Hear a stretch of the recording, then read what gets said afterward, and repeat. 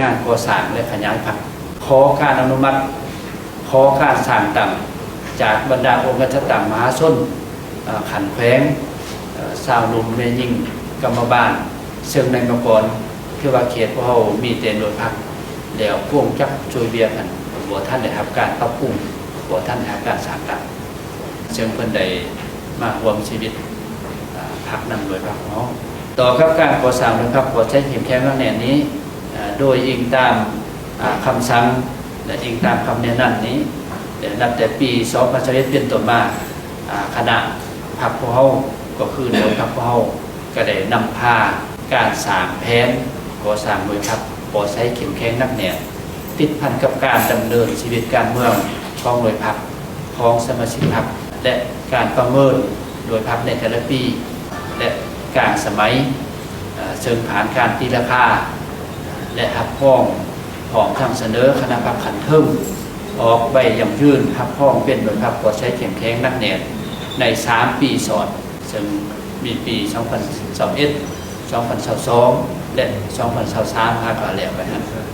และปัจจุบันพอเขายังอยู่ในขั้นตอนของการประเมินแล้วก็เสนอนำคณะพรรคขันเทิงเพื่อหักพ้องเป็นหน่วยพรรคก่อใช้เข้มแข็งนักแน่ในปี2024และต่อกับทิศทางร่วมในการจัดตั้งปฏิบัติในต่อหน้านี้โดยพรรคพอจะต้องได้ซูมกับลำแห้งภายในหน่วยภายในคณะพรรคก็คือสมาชิกพรรคเขาในการพัฒนาสร้างสรรค์เขตเศรษฐกิจพิเศษชายแดนคำตามทิศในการหันเป็นเมืองท่องเที่ยวแห่งที่มีความชีวิไลและทันสมัยหับประกันเสถียรภาพทางด้านการเมืองและสังคมให้มีความสงบปลอดภัยและเป็นระเบียบเรียบร้อยอย่างนักแน่มีความยืนยงมีความสามัคคีปรองดองกลมเกลียวและเข้มแข็งทางด้านเศรษฐกิจเข้มแข็งทางด้านการผลิตการค้าการบริการและการท่องเที่ยวและได้รับเขตไทยเขตดังกล่าวนี้ได้รับการพัฒนาและมีบาทกล่าวใหม่เขตไทยเขตดังกล่าวสามารถกลุ่มตนเองและสร้างความเข้มแข็งโดยตนเองทางด้านรายรับรายจ่ายบริหารราชการติดพันกับการปรับปรุงโครงการนี้ที่ว่าพอจะต้องได้สืบต่อเกี่ยวกับที่ประสานงานกับคณะพรรคขันเทิงก็คือบรรดาคะแนนการที่เกี่ยวข้องต่อกับบรรดาคะแนนการในชาวคะแนนการโครงการช่วยเหลือที่ประธานได้เข้ามาประจำการนั้นต่อกับคานไม้สู่ชนแต่พอจะสืบต่อก่อสร้างโดยพรรคไทยแต่ทับห้องเป็นโดยพรรคก่อใช้เข้มแข็งและนักแน่ใน5 ปีติดต่อกันและคนขวาและเสนอขันเทิงยกระดับจากหน่วยพรรคคณะกลุ่มพ้องเขตสร้างตำเป็นคณะพรรคภาคฐานขององค์การกลุ่มพ้องบริหารเขตเศรษฐกิจพิเศษชายแดนคำขยายออกไปอยู่ในโครงเขตฝ่ายสภาบริหารและพนักงานที่เป็นคนลาวเขาจะได้สร้างเป็นเป้าหมายและเฮ็ดให้บรรดาพนักงานของลาวที่สังกัดอยู่นำฝ่ายสภาบริหารก็คือผู้พัฒนาได้เข้ามาสังกัดได้เข้ามาร่วมขบวนการขององค์การจัดตั้งมหาชนเฮ็ดหน้าที่ติดตามและก็สร้างเป้าหมายก่อสร้างเขาครับและอีกปัญหาหนึ่งจะต้องได้สืบต่อสร้างและสุขอยู่ส่งเสริมการลงทุนบรรดาโครงการขนาดใหญ่ขนาดกลางให้ได้70 โครงการในมูลค่า3,000 ล้านดอลลาร์สหรัฐส่งอยู่โครงการธุรกิจขนาดกลางขนาดน้อย 3,800 กว่าหน่วยคาดว่ามูลค่าการลงทุนอยู่ในระดับ1,000 กว่าล้านดอลลาร์สหรัฐนำเขาบรรทุกบรรดาวัตถุอุปกรณ์ที่มหาวิทยาลัยเขาในการก่อสร้างพื้นฐานโครงล่างให้ได้ในระดับ150 ล้านดอลลาร์สหรัฐติดพัดกับการส่งอยู่ส่งเสริมการฝึกอบรมชีมือแห่งงานและการสร้างเบียกเฮ็ดงานทำให้แก่คนลาวและคนต่างประเทศที่ได้มาออกแห่งงานและดำรงชีวิตอยู่ภายในเขตเศรษฐกิจพิเศษให้ได้ระดับ 60,000 คนและทรงอยู่โครงการที่สำคัญให้มีผลสำเร็จเป็นต้นแม่นโครงการพัฒนาแหล่งท่องเที่ยวป่าของกันสายภูกิ่วลมโดยเฉพาะในแม่นโครงการก่อสร้างพระพุทธรูปใหญ่โครงการก่อสร้างสวนสัตว์สนามกอล์ฟ36 หลุม และพัฒนาแหล่งท่องเที่ยวต่างๆติดพันกับโครงการพัฒนากสิกรรมอุตสาหกรรมขนาดกลางขนาดน้อยต่อกับเวียงงานการบริการการท่องเที่ยวจะได้สืบต่อประสานสมทบกับกระทรวงแผนการและการลงทุน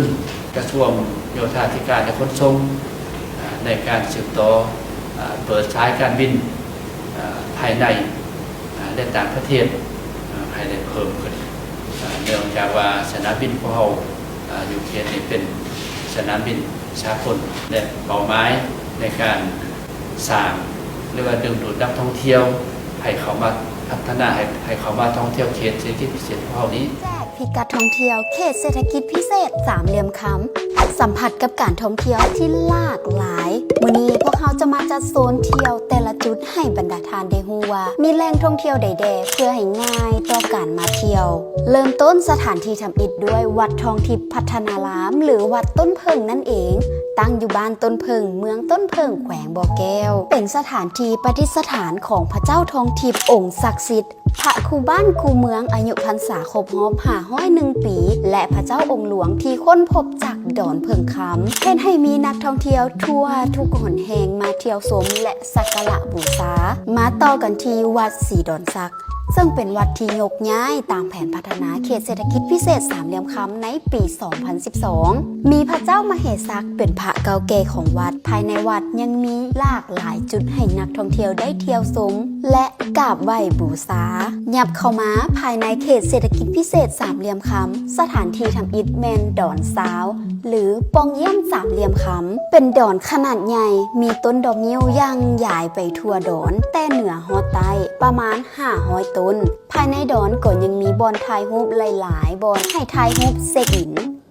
เข้ามาในใจกลางเขตก็จะมีโรงแรมดาวดอกนิ้วคำซึ่งเป็นโรงแรมที่มีสถาปัตยกรรมที่โดดเด่นโดยการออกแบบให้มีรูปทรงคล้ายคือดอกนิ้วอยู่กงกันข้ามกันก็จะมีตลาดวัฒนธรรมนานาชาติเป็นการออกแบบบรรดาตึกต่างๆที่ได้แห้งบันดาลใจจากสถานที่ที่มีความโด่งดังขึ้นซื่อลือสาของหลากหลายประเทศมารวบรวมไว้ในบอนเดียวถัดไปด้านข้างยังมีตลาดจีนและวัดทรงซานที่เป็นสถานที่ยึดเหนี่ยวจิตใจของประชาชนที่อาศัยอยู่ภายในเขตยับขึ้นไปทางเหนือออกจากเขตไปก็จะเป็นวัดศรีบุญเฮืองเป็นอีกหนึ่งสถานที่ที่มีความเก่าแก่และมีประวัติความเป็นมาแต่สมัยโบราณน่าหลงไหลเต็มไปด้วยมนต์เสน่ห์ที่สวยงามเป็นที่นับถือสักการะบูชาของคนท้องถิ่นและนักท่องเที่ยวห่างออกไปจากวัดยังมีธาตุดอยมอมเป็นเจดีย์ขนาดใหญ่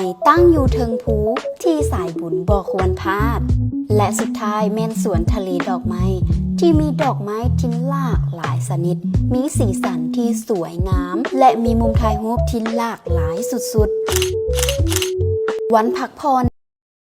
นี่บรรดาทานยังบ่มีแผนไปเที่ยวไสมาเที่ยวที่เขตเศรษฐกิจพิเศษสามเหลี่ยมคำได้เด้อ